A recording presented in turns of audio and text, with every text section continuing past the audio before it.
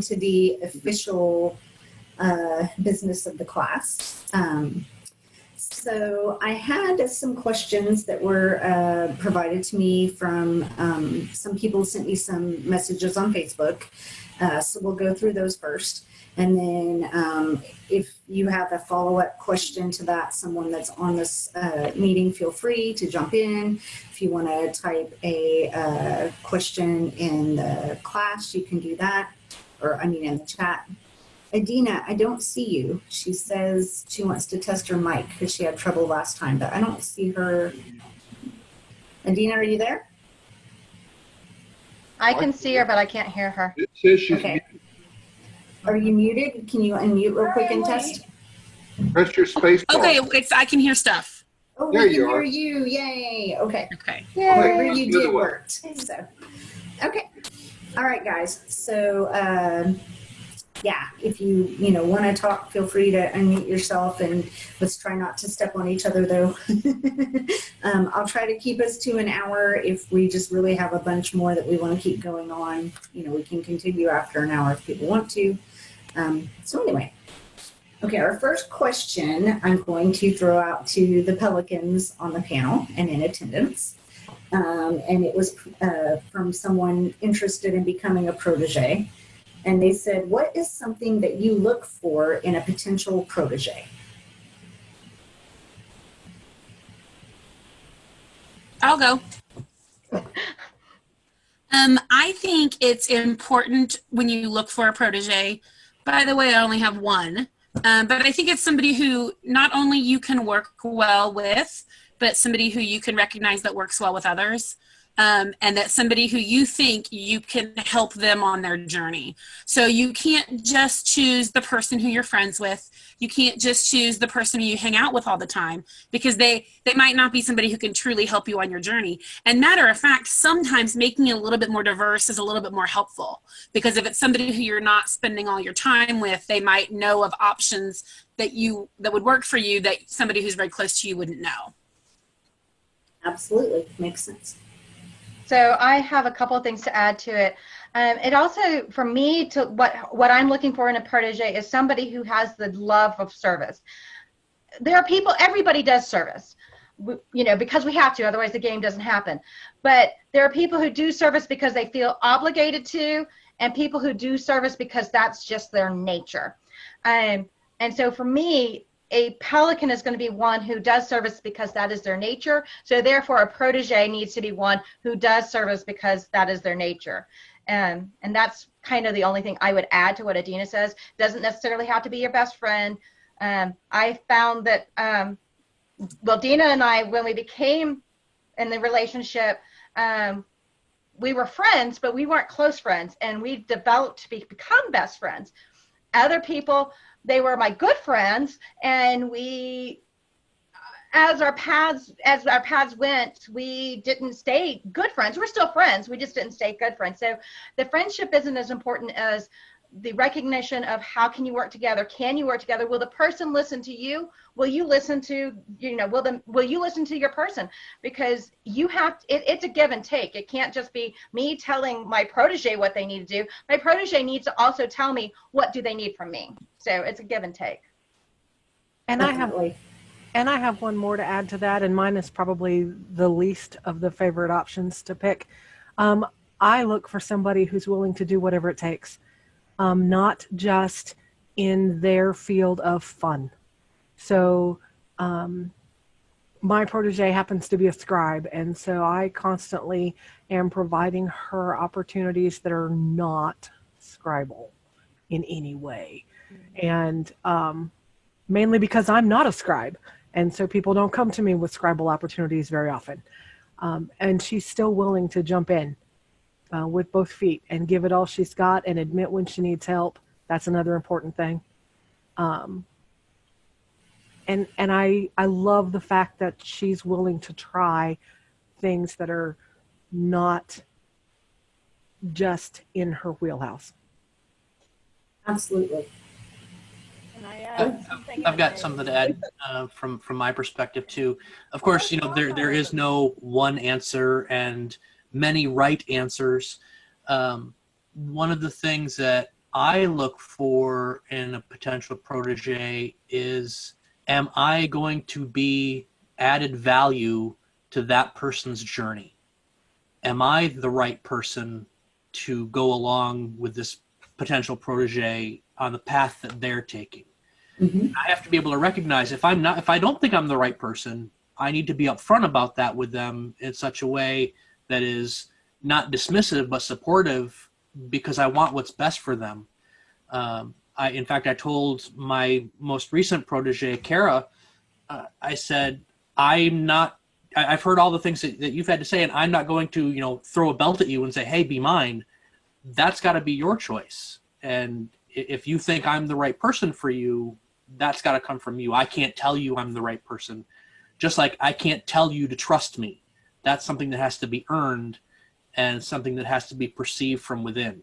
So what I look for, and one of the things I look for in a protege is for them to recognize that I bring value to what they're wanting to do.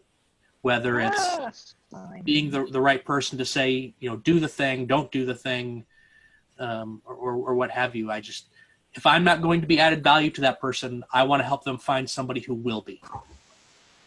Vicki, did you have something to add? Yes, I did. And my battery just died in my headphones. So you're going to get me over the microphone. Can you hear me okay? Yes, ma'am. Okay. Because I am both a Laurel and a Pelican, a lot of times I take apprentices who are both apprentice and protege.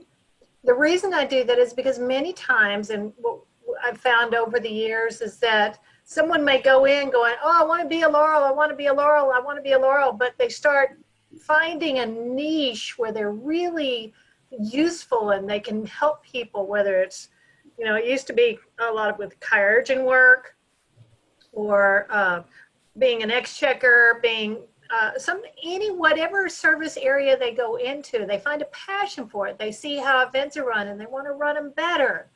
Okay. And they start coming, and it generally, for me, it becomes a kind of a natural relationship, a holistic relationship where they start coming to me with problems and asking, what should I do about this? A lot of times what I do is I teach them about the history, this is about this person, and you're going to have some difficulties with this person. If you try and run up to them head first, you've got to kind of work around them and how you work with these people, because everybody has issues. Some people, if you come up to them and you go nose to nose and toes to toes with them, they're going to react badly. And other ones, that's the only way they'll ever respect you. So you need to know, just like when you're fighting, you need to know how people react to things. And you need to be careful, talking to them about things like being careful on social media, having a bad day, just walk away from the computer, walk away from the telephone. Don't stir up, don't stir the bunnies. Yeah, that's it. Don't stir the bunnies. Y'all know that story? Yeah, Mafalmi does, about somebody who had a whole bunch of bunny fur skins that she was basically curing in a pot. It was in her bathroom or in a room, and there was a sign up saying, don't stir the bunnies. Well, when you did, you broke the surface tension, and the smell of it would pervade everything. So I don't remember, it may have been Megan. It's something to do with, very old SCA. And so, learning little things like that. You don't stir the bunny, some of the sayings, some of the history, some of the institutional memory that is in the SCA that would help people when they go to try to make change. You have to know who to go to and that sort of thing. And when it comes to finding an apprentice or a protege, I like the ones who can come up and talk to me about it. And talk to me, and sometimes it's a good fit. Sometimes I may recommend them for someone else. Sometimes I have to say, not right now, because you're my, I'm in your line of control, or I'm over you right now. I can help you, I can work with you, or if, like one of my apprentices at the time was getting ready to go to dental school. It's like, you're coming up on a major life change. I don't think you need me on top of this major life change telling you how to do things. So Right. sometimes you have to pull back and say, let's revisit this in 6 months or after you finished your degree, or, you know, we'll continue to talk like this, but not make it a formal relationship. You know, I'm here, but formal relationships to me are very important. So That makes sense. I'm not sure I'm going to say your name right. I'm sorry. Tostig, did you have a question? I saw that your hand was raised. Actually, no, just to add something to what Alden said. Okay. When you talk with somebody and you realize that you want to be protege, but the fit isn't quite right, you can help them with your knowledge of your fellow peers to see if you can help them find a right fit somewhere else in the kingdom and help them that way. That's a good point. And that actually kind of brings us to our next question. So now I'm going to flip it around and I'm going to put the proteges under the gun and ask them, what did you look for when you were looking for a potential Pelican? It's only limited to 100 people. For me, I was looking for someone that was already work and doing the service. And I have a little bit of a problem of raising my hand for everything. So I wanted a little bit more structure. And that's what I found. Great. For me, I was looking for someone that would guide me and show me different ways to go. I originally wanted to try to become a Laurel. And I realized that even though I love to teach and everything, I think I like service much better. And I would rather serve others. And my Pelican, I believe, is exemplary of that. And so that's why I went that way. And then, of course, Cordelia had to come gliding right along in with me. And, of course, I was following Alex, too. Awesome. And I wasn't looking for a Pelican. I had just been working in the SCA. I was doing things, met Galen at an event, and a few months later he said, "Hey, do you have a belt? Do you have a Pelican?" And I said, "What's a Pelican?" and he was a little put off by the fact that I went to ask some people, "What's this Pelican protege thing?" And then he was like, "You're the only one who's ever asked," instead of just saying instantly yes. And so he told me about the service path and what a Pelican can do and mentor for you. And I was like, in. Awesome. Kel, I think you had your hand raised. It's actually me. I lost my signal, so she raised it for me. When I was looking for my Pelican, I was looking for someone that was close around so that we wouldn't have to converse over phone, that we could actually go to events together. We're going to be doing other things together. So there was someone there to not really hold my hand, but to kind of, hey, aren't you supposed to be doing this? Or that kind of nudges, you know? Dina, I think you messaged me. I'm going in order, guys, so I'll get to you, I promise. I want to reiterate a lot of what has been said, but also something that was very important to me was somebody who was not afraid of the strong personality that most of you know I am. Mafamwe met my fire and in some ways was able to tamper it, and in some ways was able to sharpen it, and in some ways was able to hone it better. I come from the East where a lot of us, we say what we think what we say, and that doesn't always go over very well. I needed somebody who was willing to look at me and say, stop. Or, no, keep going. I didn't want a yes man, but I also didn't want someone who was willing to completely change who I was. It was also very important to me that I had someone local so I can look to and guide, especially when I found myself in a situation. I'm like, okay, Dina's about to show up. Should I Dina this or should I Magdalena this? You know? And from that came a really awesome relationship that I never anticipated. I don't get me wrong, I'm incredibly thankful for it.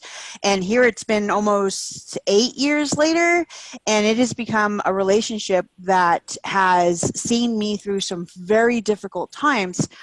And it's a joke I make I make often, because it's only ever happened once, but I'll never forget it. There was a point where Mafamwe called me and she's like, I need advice. And I remember looking at my phone going, you know, you called Dina, right? I just want to make sure. You know? She's like, yeah, I need your advice. And I'm like, oh, wow, this must be really bad. You know? And another way that Mafamwe and I complement each other is we can look at any situation immediately. She can come up with 10 ways it can go absolutely right. And I can look at that exact same situation and tell you 10 different ways it can go wrong. And between the two of us, we got this. And I really like that play off our personalities. You know, her weaknesses are my strengths, my weaknesses are her strengths. And that was important to me, that I could find someone who wasn't exactly like me, but who got me. Mm-hmm. That totally makes sense. Grania, I think you were next. Yes, thank you. So real quick before I answer the question, I don't know, well, hardly any of you. I'm from the Outlands, so I might have a slightly different perspective. And I'm kind of in a unique situation because I have 2 pelicans. They took me at the same time. So some of my experiences come from a slightly different point because that's very rare, at least out here. So when I was looking for a potential pelican or a mentor, some things that were really important was trust. Trust was key for me. I needed to be able to trust this person. I need to know that they're going to have my back. They're not going to put me in a bad situation, and they're going to look out for me. But it doesn't mean that they're hovering. They're just aware, and they are aware. And it was really important that I trusted them enough to be honest with them, and I can trust that they're going to be honest with me. Mm-hmm. Another big deal for me was, do they have integrity?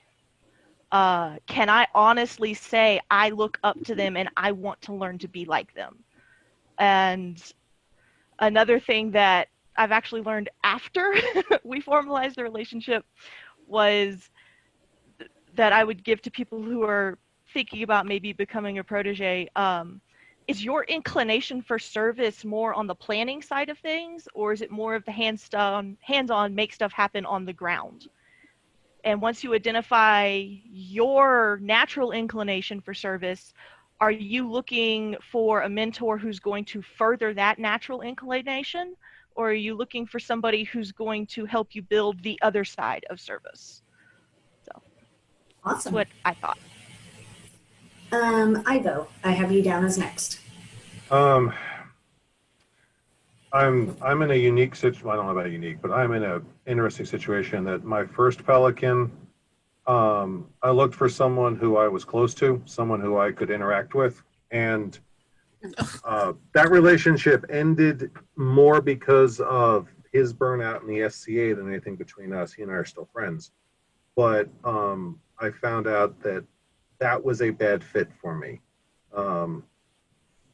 If I had to say what I was the flip side of that, I am currently a protege, but I was not looking for anyone when my current pelican walked up to me and asked me if I would consider protégeship to him. But the one thing that lets Alex and my relationship work is he has seen me when I am working at my hardest, and he knows that I am not the same person the other 99% of the time. When I am doing the job that you've given me, don't cross paths with me, don't socialize, don't hand me BS stuff. You're not going to get a polite answer, and you're probably going to get a couple of foul words.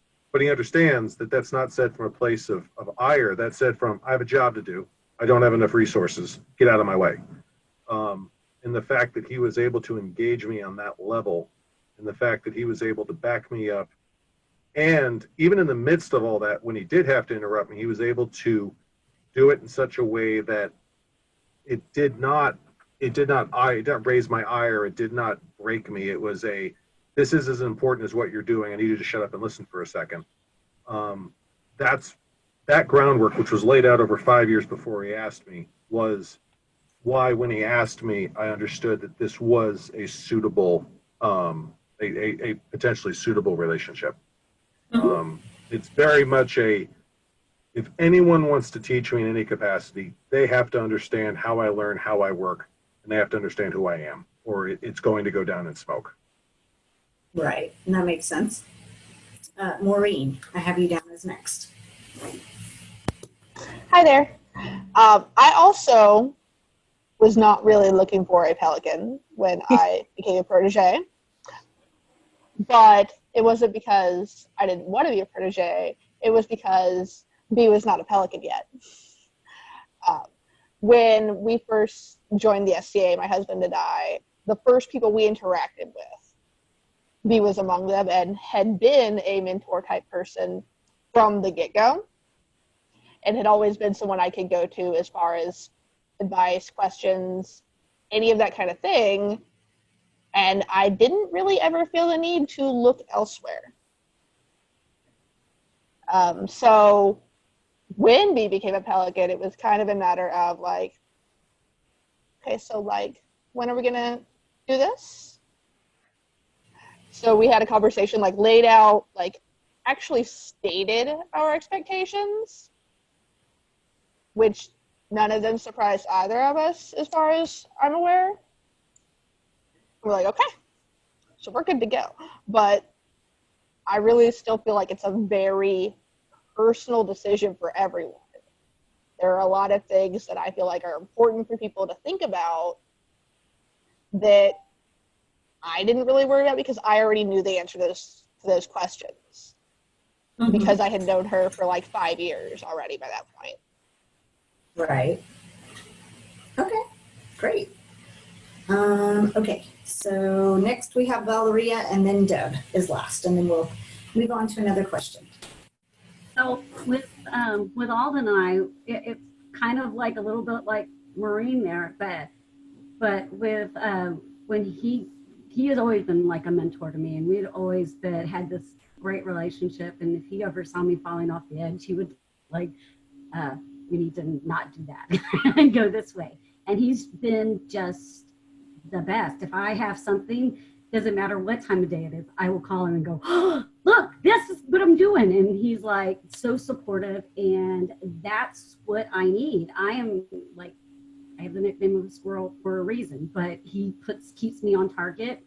And we just had this great bond and a good friendship. And if I couldn't have thought of anyone else that I would want to be a protege to except for him. And when he got it, it was like, we had a conversation, and he actually sent me away for a year for him to think about it, and came back and we did it. And awesome. Yeah, that sounds good. Deb?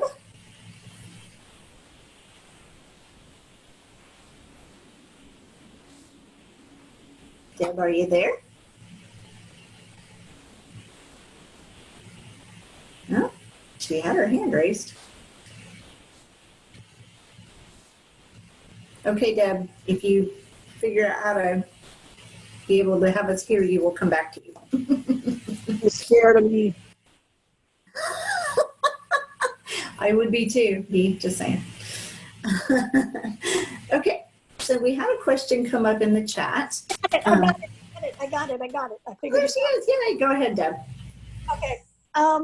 I was only in the SCA 2 years when I was approached, and we discussed it first before we finalized it. But a lot of what people have said have touched on, you know, I feel the same way, looking for this, looking for that.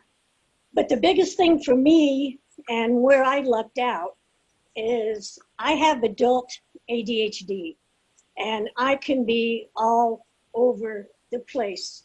And my Pelican actually read up about adult ADHD and researched it and actually learned how to communicate with me with that condition. And I needed somebody to keep me on track, and I'm challenging for her sometimes, and she's very patient with me. But I needed somebody that understood adult ADHD, because it's different than it is in kids. Yeah, no, that's awesome. Out, and I found somebody that actually cared to learn about it, and she handles me as best as she can, or as best as I let her. That's awesome. Thank you, Deb. Okay, guys. So the question that came up in the chat, I feel like probably, anybody on the panel can answer this. If you want to raise your hand physically or raise your hand in the chat or whatever, that's fine. Or, just unmute and go for it. But so what epitomizes a pelican? What does a person do that makes you look at them and say, that is a pelican? I can answer that. Go ahead. Okay. It was actually described to me by Adelaide, Lisa Theria. And it was like, well, of course.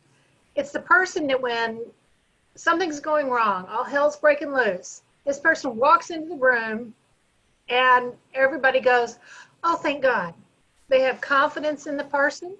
They know the person can sit there and figure out, okay, what's going on, and they can calm things down and get them back on track and try to salvage whatever it is going on, rather than someone who comes in and goes, oh my God, I can't believe this is doing it, and raising up the anger or the angst or the upset. Is someone who can, that gives you the confidence when they walk in the room. Like I said, you know they're going to take control of it. You know they're going to step by step. Let's calm down, everybody. Let's get the situation under control. You go do this. You go do this. They immediately can take over control. That is a big thing that I look for. Now, that is not necessarily only when you've got a flashbang problem in the kitchen, or protesters throwing stuff into the windows. These are things you have to deal with sometimes.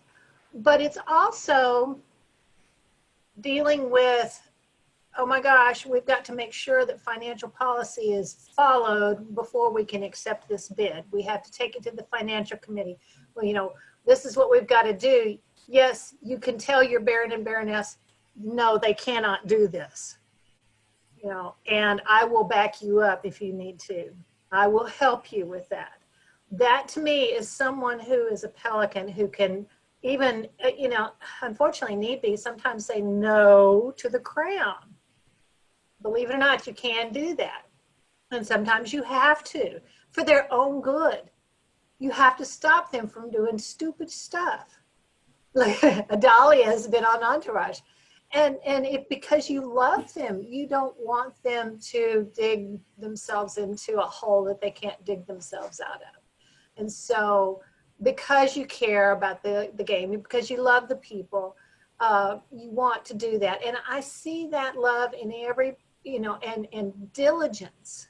Someone who says they're going to do a job, and they say they're going to teach a class, or they're going to do this, they're going to do this. And you got to watch them, especially students, you got to watch them from overcommitting. Don't promise more than you can deliver.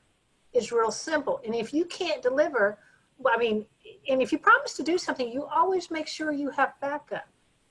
You have someone trained. You have someone who can step in if you step off a curb and break your ankle, fall down the stairs.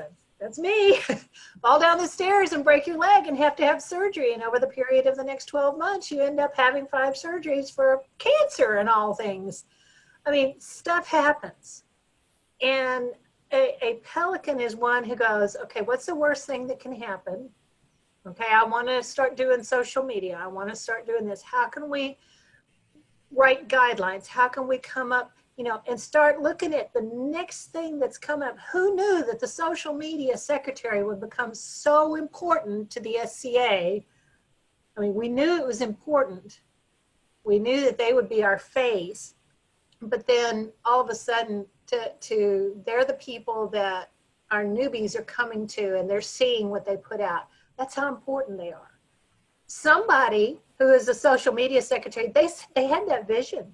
They knew it could be important, and they knew it was important for them to do that and to start teaching people how to use Zoom, how to use Teams or Google Meetup. So that's what I look for, is someone who thinks ahead and plans, someone who, when they walk in the room, you're going, oh, they got it under control. You know, I don't have to do everything. I'm safe now. And to me, that's, and they won't do it without making everybody else angry in the meantime. Right. Gotcha. Okay. Lafonwe, did you have something to add? Oh, you're muted.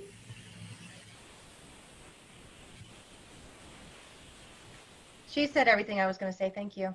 Oh, okay. Thanks. Dina?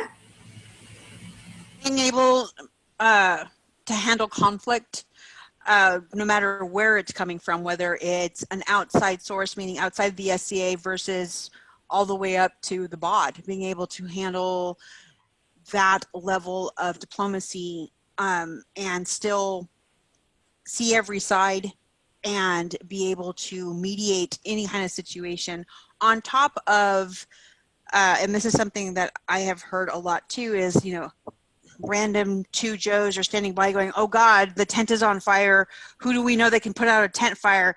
Oh, let's go talk to so-and-so. That right there, you know, they know that that person will get it done, or that person says they'll get it done, so they can just walk away from the situation knowing that the situation is pretty much done. That, to me, all of those, for me, is what makes up the very fiber of the Pelican. Definitely. Adina? Oh, yeah, okay. I'm making sure I wasn't muted.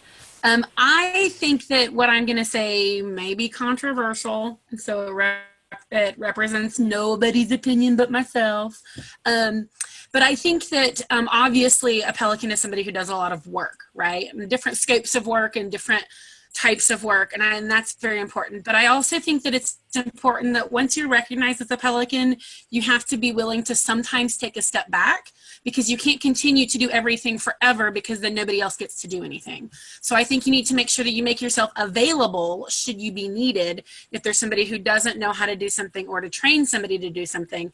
But that also, as Pelicans, it's our job to not only do that training, but to allow those people that we have trained or who have been trained to do a job, so that they get to shine once we've been recognized. Yep, that totally makes sense. Ivo? I'm going to be a little philosophical here for a minute, but I've heard it said that a hero is someone who leaves a legacy behind. And I think the closest definition I have ever been comfortable with a Pelican is someone who strikes a working balance, not a perfect balance, but a working balance between service, leadership, and education in their sphere of interest. I'm granting them specialization, of course, in such a way that they will, their mark, even if their name is not remembered, their mark will be felt after they have left. When you hit that balance. Now, also, I'll footnote all this. I'm also a military brat and a royalist. You're a Pelican when the king says you're a Pelican, and not one freaking second before. You'll never hear me say that person is a Pelican unless they got a medallion on their chest. That's respect to the rank. But in terms of the qualities that I would want to see or experientially have seen in Pelicans, it is that balance between training, service, and education, such that they will leave a lasting mark after they have left. Mm-hmm. B? One of the things, I mean, pretty much everybody said a lot of what I was going to say, but one of the things I really look for is somebody who's a leader and a mentor who helps to bring not necessarily bring the service to the people, but bring the people that are doing the service to the next level, to where they're the next leaders and they're the next teachers, so that when they step in for the role as Pelican, they're already doing that job. Because we've done the service and we know what we do to be effective, but it's our job to make sure that we're helping people to be effective in service. And so once I see someone showing that side of not just doing all the hard work, but also bringing other people to that next level, that's what speaks to me as a Pelican. Mm-hmm. Definitely. And Tostig. Bia just covered it admirably. Thank you, Bia. All right. Okay. So, anybody else before we move on to another question? I don't see any more hands raised. Oh, go ahead, Vicki. Myself. One of the things that, I mean, we've talked about what is a Pelican. The things that to me are strikes against them, you know, it's like nobody's going to ever be perfect. Nobody's going to have everything and do everything right. Everybody's going to have problems. Everybody's going to have mistakes. How long has it been since the last one? Has it been over 5 years since they blew up? You know, that sort of thing. Major malfunction. Well, everybody does that. Everybody has that. So you have to be willing to work, because we're human beings. But how do they treat anybody who doesn't have a brass hat? Okay. I do not deal well with people who, and there's an element in our group where they hold themselves above everybody else.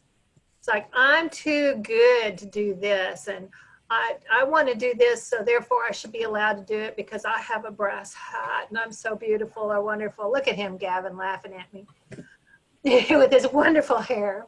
But, you know, in the people who are really like that, to me, they are not peers, because you need to be a servant leader. You know, someone who looks down on their nose at people, someone who says things that they think is cute and funny and sarcastic, but it puts people down. Any person who's like that, to me, they're not a peer. That we need to have that noblesse oblige, as Galen of Bristol talks about, is like, if you're a noble, then what you do is that you go over there and you serve feast, and you clean up after feast and do dishes, and you're there to set up, or you choose, you know I can't be there and clean up at 10, 11 o'clock at night, but I can be there first thing in the morning. That you are always trying to contribute, hopefully, to your group, your local group. Sometimes you don't fit in your local group. You know, there was a time where I didn't fit in Bringalot, honestly. I was not one of the popular people. There was a big group of popular people. That's okay. The good thing about the SCA is that there's other places you can find, and you can make your own niche to get involved in, whether it's in music or cardining help or exchequer work or doing calligraphy and illumination, making largesse. There's so many things you can do to serve other people. And so I totally agree with Ivo. I like to see a servant's heart, and that being able to have that servant's heart and make difficult decisions, but stand up for what you believe in, but do it in such a way that you don't have to hurt other people's feelings. So, to me, that's important, is that you treat everybody. So I was hearing somebody on the radio today, you treat the CEO and the janitor the same way in an organization, with love and respect. And then you can become a servant leader, and you show other people how to give, because giving makes you feel better, and it's great for the group. So that's me. Absolutely. Thank you. Mafanwe? So that's actually something I wanted to go off with, was Zini saying how you need to look at how the person being discussed to be elevated into the Pelican, how they treat others. And that's actually one of the big things that reason why I take students. After you get to a certain point, you're not going to see how they're treating, brand new person, because you're being treated this way because that's who you are. And so you can't see that. So that's one of the requirements I have of my students is, okay, so I expect you to tell me when this person is acting like a jerk, or let me know, what is your feedback on this person? I will frequently go to my students and go, hey, so how does so-and-so treat you when you're working in the kitchen with your elbows up to grease, and that kind of information, because you can't see that after you've received your peerage. You can only get that feedback. And so that's where having that honest relationship with your students really helps. Yeah, that makes a lot of sense, definitely. John? You're muted, John. I see your mouth moving. I'm sorry. That's okay. I'm going to butcher the name. Zena, Vicky Marsh. I liked what you were talking about, servant leadership, and that's something from work. I just posted a link there on a book. It's called Servant Leadership. I don't know if you're familiar with it or not, but I thought I'd just throw that in real quick and share. Really liking the answers that everybody's giving to that question, by the way. Thank you so much. Awesome. Thank you, John. Okay, so Sure. we have someone in the chat ask, actually, McKay's, is interested to see, and I kind of am too, the demographics that we have here in the group. So we'll just do like physical hand raise because that's going to be the easiest way to do it. So we'll go with Pelicans first. So if you're a Pelican, raise your hand. Okay, guys, so those are all the Pelicans. All right, if you're a protege, raise your hand. Those are all the proteges. All right, if you're neither, if you're just here learning, raise your hand. Okay, cool. Well, thanks. I appreciate that. Okay, so we've touched on this one a little bit, but I think it's a really good question, and I think sometimes it's hard for people to define, and maybe getting other people's answers will help with that. So talk to me a little bit right now about what service in the SCA means to you, and this is open to anyone. Oh, I see Ivo, and then Cordella, and then Grenier, and then Valeria. You want me to go first? Yes, please. Service is working with no expectation of return. I mean, it's that simple. Sounds good. Cordella? To me, service is doing a task that needs to be done because it makes you happy and it helps the group in whole. It's not a matter of, oh, who's going to notice me or what's going to happen because I do this. It's because it needs to be done, and it's the behind the scenes type of stuff. It's the taking the trash out, bringing somebody some water who's doing heraldry, or it's whatever needs to be done in the moment. Just taking initiative and jumping in and doing it. Definitely. Thank you. Grania? So my initial reaction to the question of what service means to you is it's giving of yourself, your time, your talent, etc., to the benefit of others. And service can be big and easily noticed, such as autocrating, being on a retinue, serving as an officer, or it can be small and generally not as noticed, like making sure the TP, the porta potties are stocked with TP at the camping event. That's really important. It's a service. Most people don't know who that person is. Also, cleaning up the room after the monthly populace meeting. Most everybody's gone. Most people aren't going to know who does that. And there's so many different ways to serve. And so you can find the ways that are right for you. And something that I've talked about with my Pelicans is that it's okay that not all forms of service are right for you. And that it's important to know which forms of service are not a good fit for you, and that may change, but if you're constantly doing service that you hate and is a chore, you're going to burn out quickly. If you're doing service that you enjoy and you love, you can handle more of the chore type service and not burn out as much. So you need to know what's a good fit for you and what isn't, and try and keep a balance. 100% agree with that. Valeria? So, service to me is giving from your heart, doing what you love to do. Even sometimes it may not be the most beautiful job, or it's a very behind the scenes job. I mean, there's a lot of things that I've done service-wise that people don't see, because a lot of the things that the Heralds do, people don't see. But going in and doing it from your heart and knowing that you're doing this because you love to do this, you're serving the people. And I stopped doing heraldry for about 6 months, and Star pulled me out and said, I have this job, I need you to do it, and pulled me back in to go and do work. And so I've been hitting the ground running. And that's what service is. That's like, they see something in you and they want you to be that person. And that's how I feel. Dina? Until about a couple of years ago, when my body gave out on me, I was very much of the attitude of first boots on, last boots off. I try to be on site as early as possible. I was probably one of the last people off. Nobody was left alone if I was on site.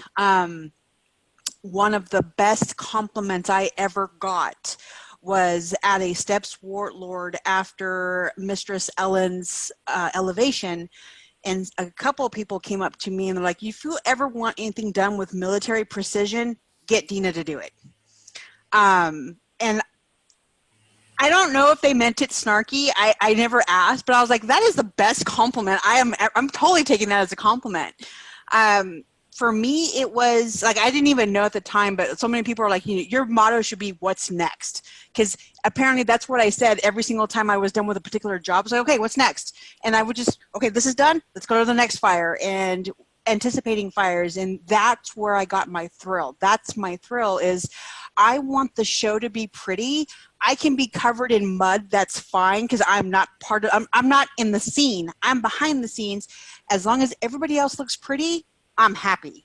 That for me is service, is getting that high, getting that adrenaline rush, and then looking at people who are having such a fantastic time, never realizing that the barn was on fire.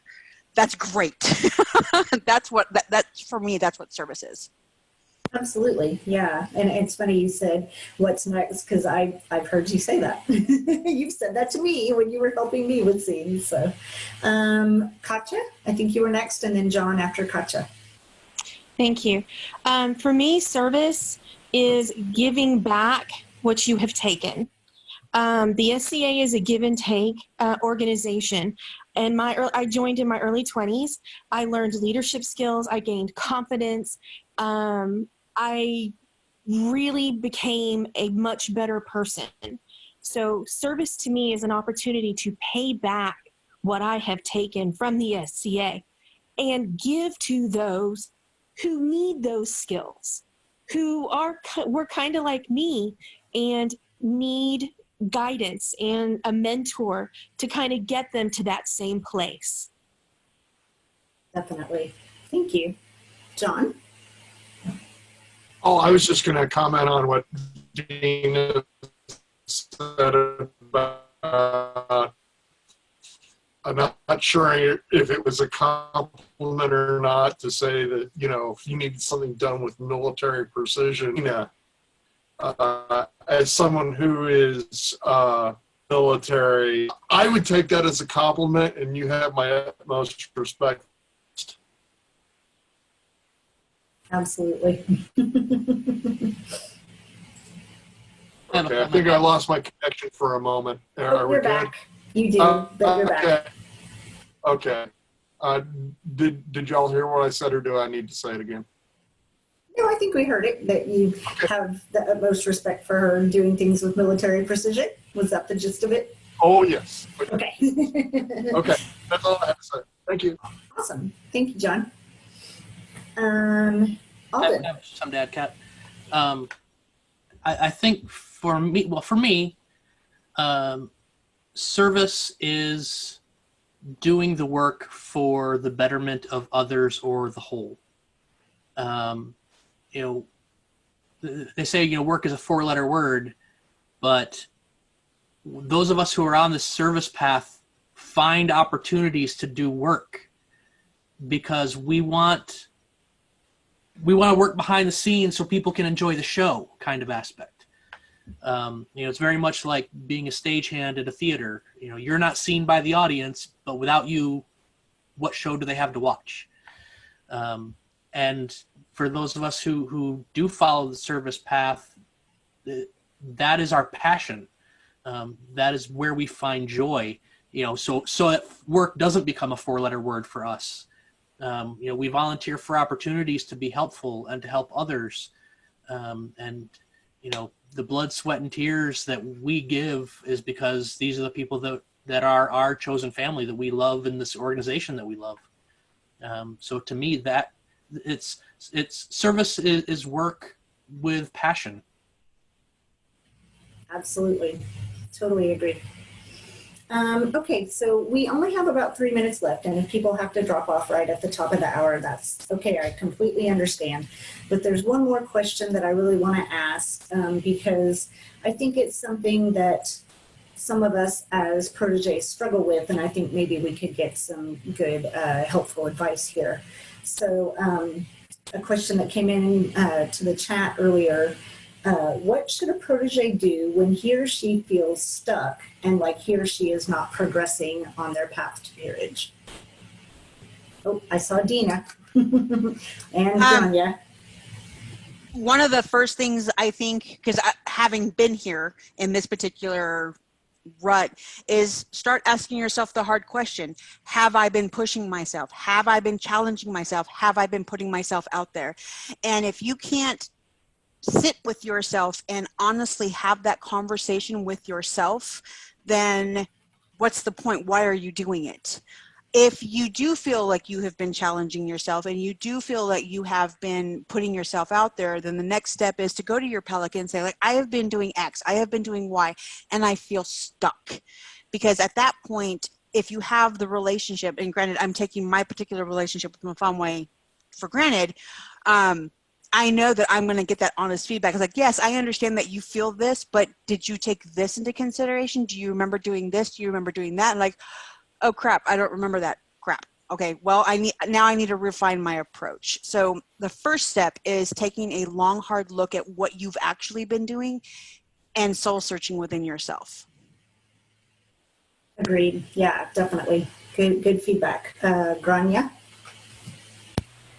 So it's kind of similar to what Dina was saying. Having that open communication as a protege with my Pelicans is really important because I know I can go to them. I can go to them about just about anything in the world. And I know that if I ever feel stuck or if I feel like things aren't working or something just isn't right, I can go to them and they can help me figure out why I'm feeling that way, what's going on, and kind of guide me through figuring out why and what's up. And that comes back to that trust and that honesty that I think are crucial to this relationship. Definitely. Yeah. Thank you. Adalia? And then we'll go to Vicky. So there was a knight in Callantyre who wrote a lovely piece called The 4 P's of Peerage. And I expressed it to my protege as well as Jeffrey to his squire, that it's not just the 4 P's of peerage, it's the 4 P's of progression. And in our world, if you're not doing these 4 things, then you're not doing what it takes to take the next step. And I'm not talking about becoming just a peer. I'm talking about if you're not attached to somebody and you don't have even your star yet and you don't know why, consider these. The first P is participation. Are you playing? Are you going places besides home? And I don't mean that you've got to travel from one end of the kingdom to the other, but you ought to be supporting the branch next door as well. And next region at least. Prowess, are you doing what you do to the best of your ability? Doesn't have to be fighting. If heraldry is your gig, are you being the best herald you can be? If cooking a feast is your gig, are you cooking as often and as well as you possibly can? Whatever it is that is your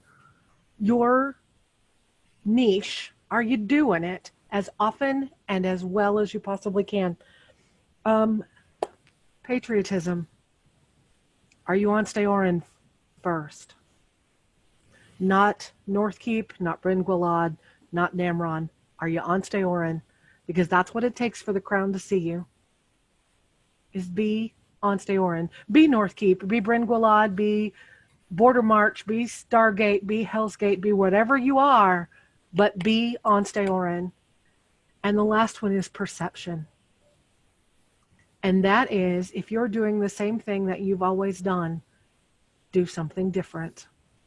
Change the way that people perceive you. Make them think about you in a different light. For a squire, change your armor. I don't care if it's just changing the color. Change something so that when they see you doing your thing, it catches their attention. You heard a lot of people talk about services doing that thing to not get noticed, and I beg to differ. I want to notice everyone that is doing service. Every single person, because without it, we don't play this game. And so those 4 P's are really important. And I push those very strongly because I believe in them and I've seen them work. Awesome. That is fantastic. Thank you. Vicki and then Valeria after that. Okay. I was getting ready to type it too, but you should add passion to your list. I use passion when I'm talking about artisans, but it's also, passion and prowess, patience, all those things are so important. To be seen as a peer, a lot of times you have to up your game.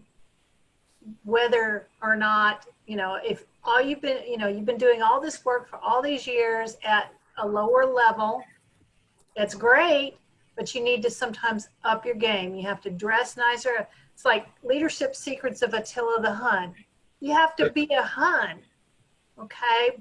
You have to be identified as the Huns. The Huns have to identify with you, but you up your game if you dress just a little bit better than the rest of the Huns. You go that extra little mile.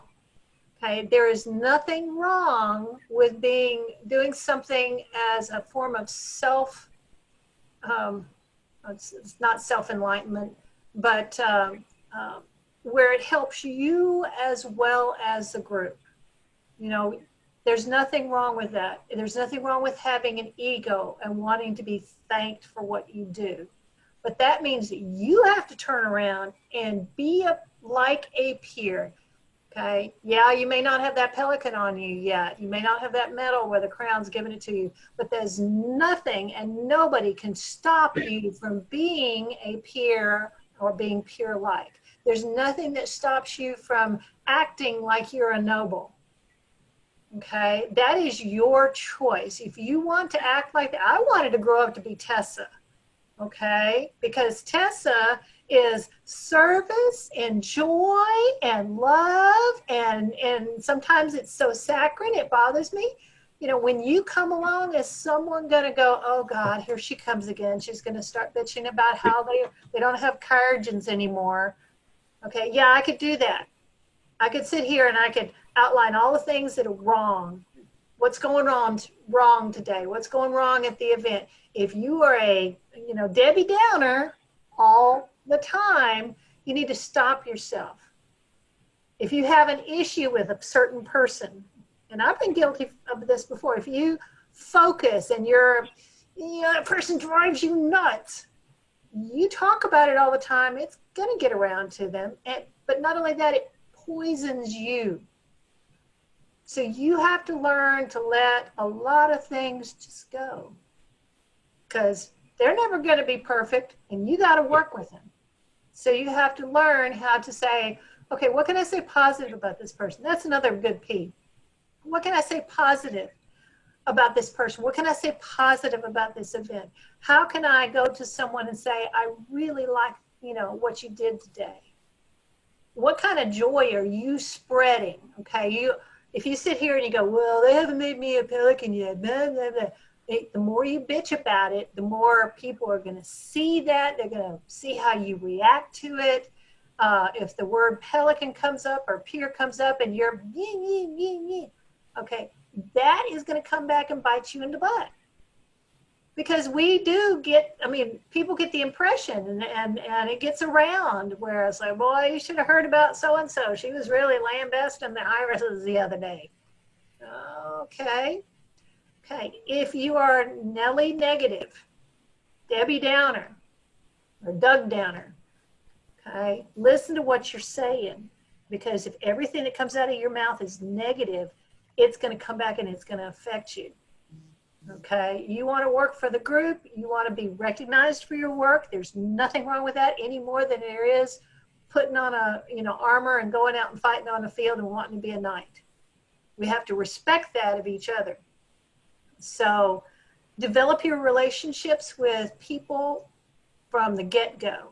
Okay, build it up. You don't have to be best friends with them, but you do need, if you're going to be a pelican, you got to learn how to work with people.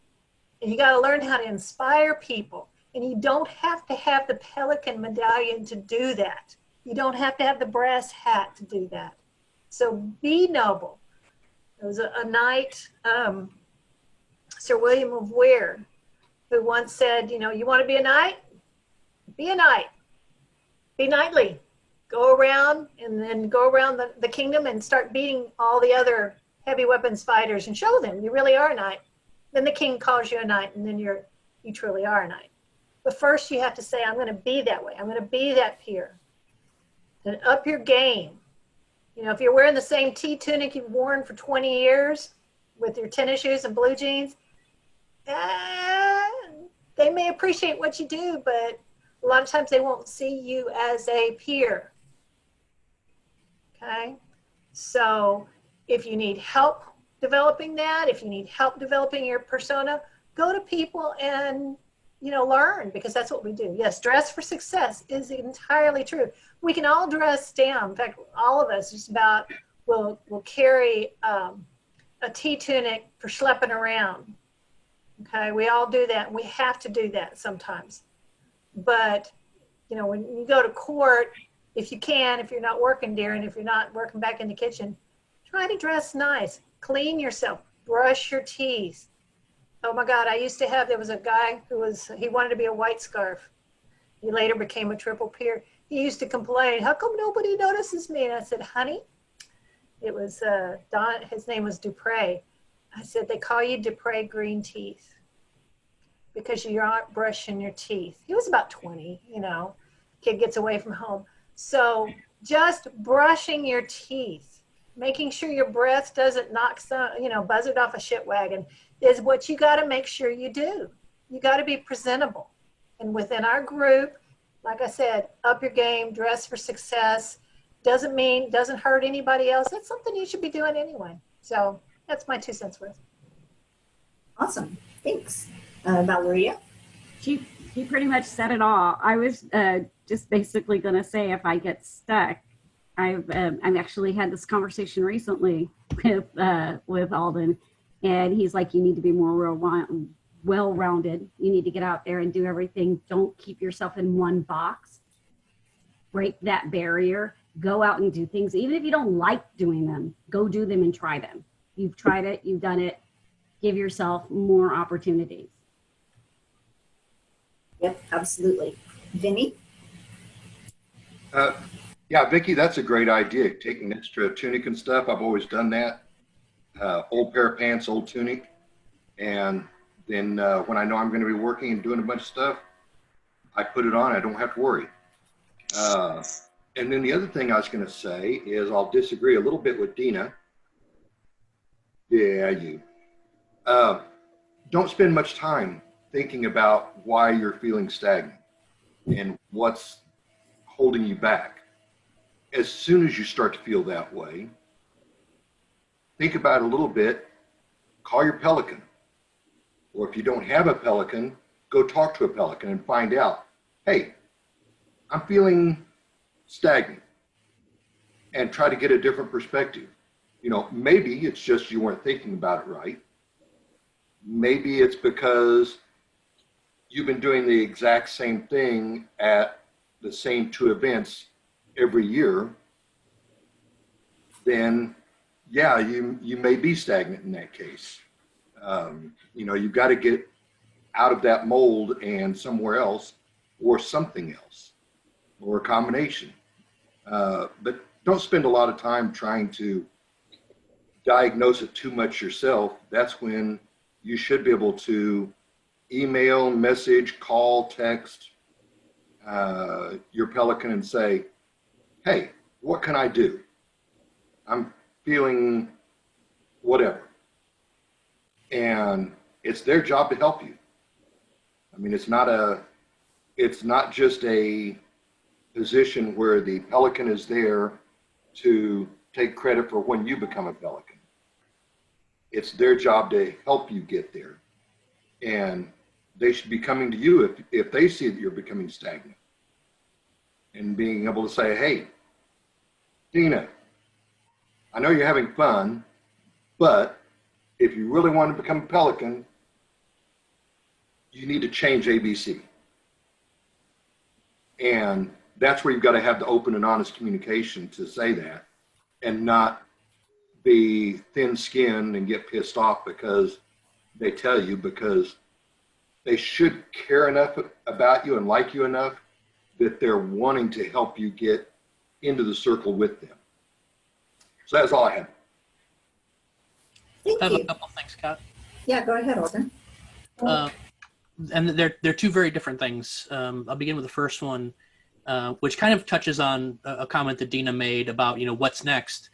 Not on my service path, because I was kind of off and running in service path when I was a protege and started out in the SCA and really hit the ground running.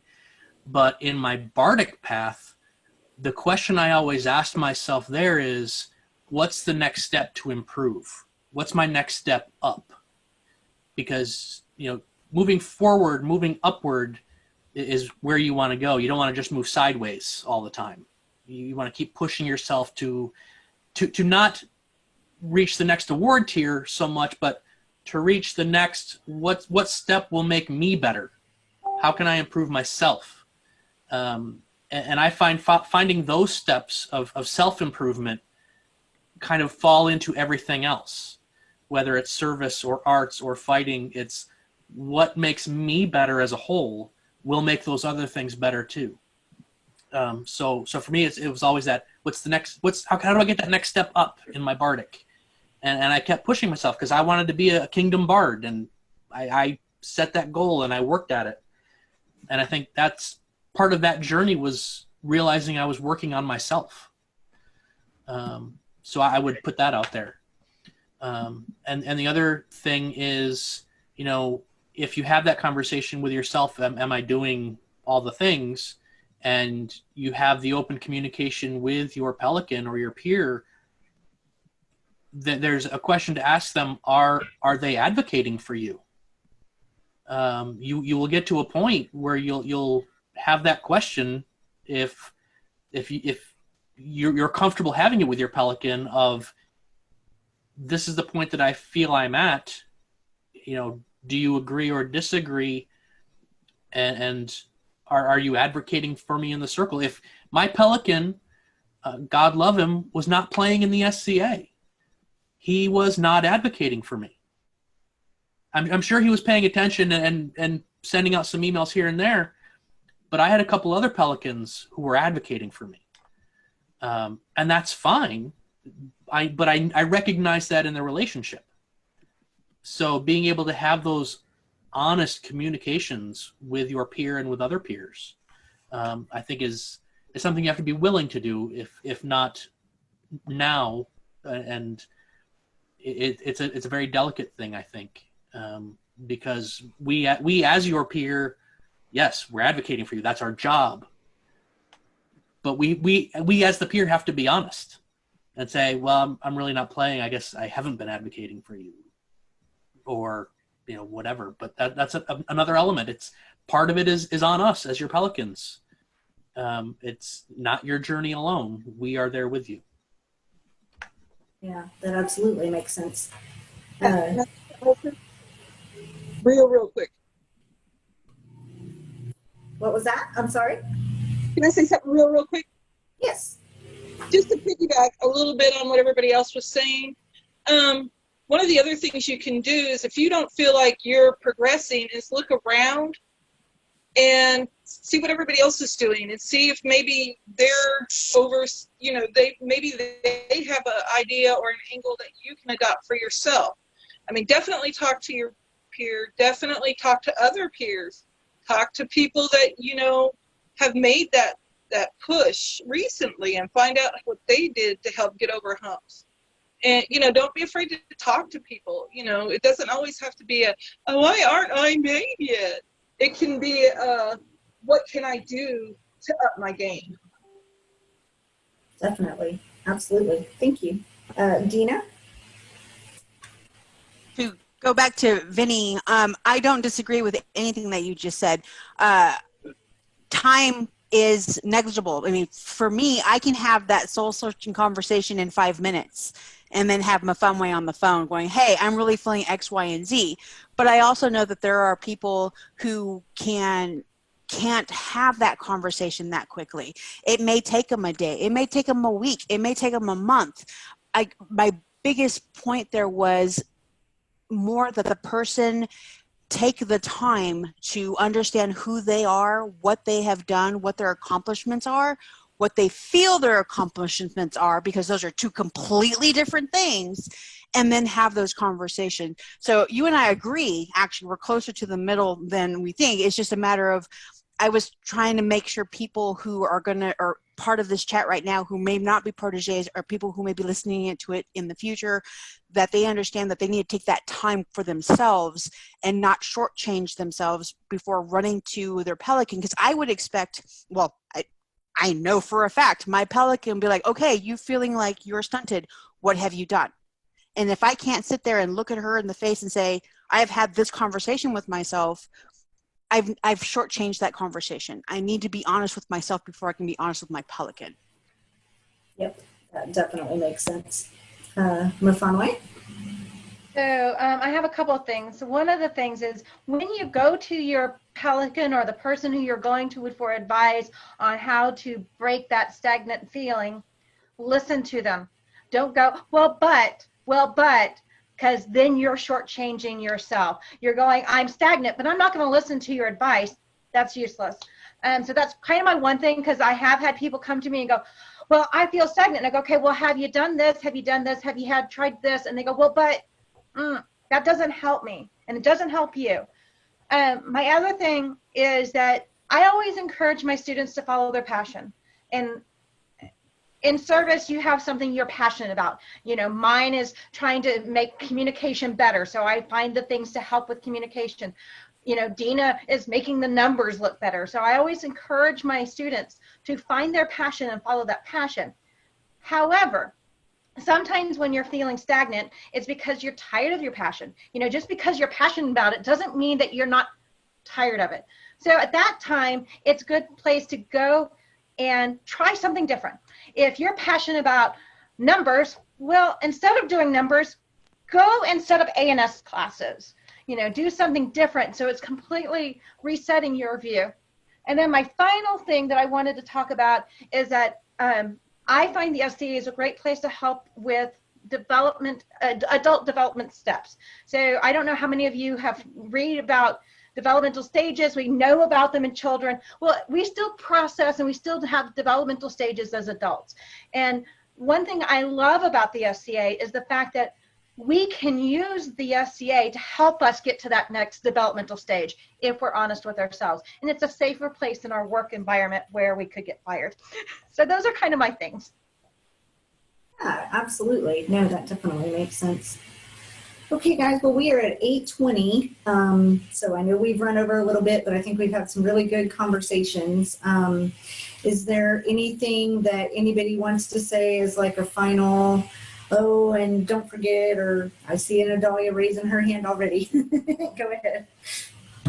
If you're not attached, or if you are a protege to someone else and you need a Pelican to hear you, come talk to me. My phone number is out in the world. I don't care who has it. I'm almost always available on Facebook unless I'm asleep. You will see me at most events. Come find me. I don't have to be your Pelican to be helpful. Awesome. I send many of my students to Adalia. I'm just saying. Catherine, and then Alden. Funny enough, I am in a service-oriented profession. I work in libraries. I've been doing it for 40 plus years. And I will never make any money at it. My mother's a librarian. She'll never make money at it. But she's been doing it for 30-something years. I do it because I like helping people. I like helping people find the knowledge out there. When you're in a library, your whole building is filled with knowledge. And it's fun to help people find that.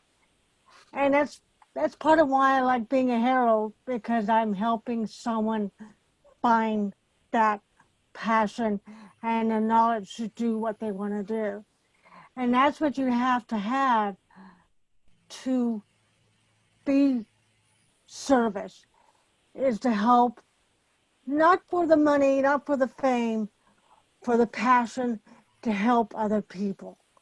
And that's the biggest part of what we all do in life, is to help someone else on that path. Definitely. Thank you. Alden?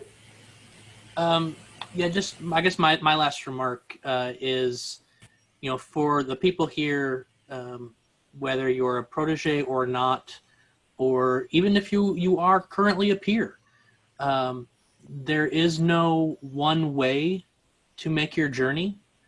There is no right path. There's only your path.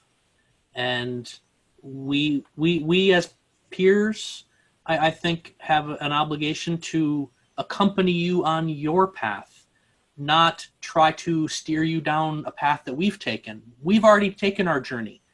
We want to enjoy your journey with you. I was once, I still am, a squire to a knight, a protege to a pelican, and an apprentice to a laurel, all at the same time. My path was insane. But none of those peers to whom I was belted were themselves belted. You don't have to take a belt to make your journey. Or you can take all three and make a journey, and that's okay too. Yep, thanks. Dina. I was actually going to basically say something very similar to both Adalia and Alden. If people are not belted or are belted and want to have a more private conversation, protege to protege, or not bolted to protege, I am willing to have those conversations. I'm almost always available on Facebook under Katie Lockridge. I'm pretty sure my phone number is out there. I'm also the Southern Regional Treasurer. Just drop me a line. I'll be more than happy to take it offline. And also, yeah, figure out what your path is, or find people who are willing to help you find that path. Just because so-and-so did it in 6 months doesn't mean you can't do it in 4, or doesn't mean you won't do it in 8. There is no right way of getting it done. Just get it done. Yep, definitely. Okay, guys. Well, thank you so much. This has been incredible. This is so exciting. I totally think we need to do more. Yeah, I saw John had his hand up. Oh, I'm sorry, John. Did I miss you? Go ahead. I was just going to say thank you to, as somebody who's returning and hadn't gotten all that deep to begin with, but as somebody who's returning, and these meetings and all the information that people are giving, sharing their experiences, is really awesome, and I just want to say thank you to everybody. Oh, yeah. Yeah, because it's been really great. So much, Kat. Oh, yeah, you're welcome. Thank you guys so much for coming. It was awesome. We had 36 people here in attendance, so that's amazing. And I will get the video posted tomorrow. So everybody have a good night. Bye, guys.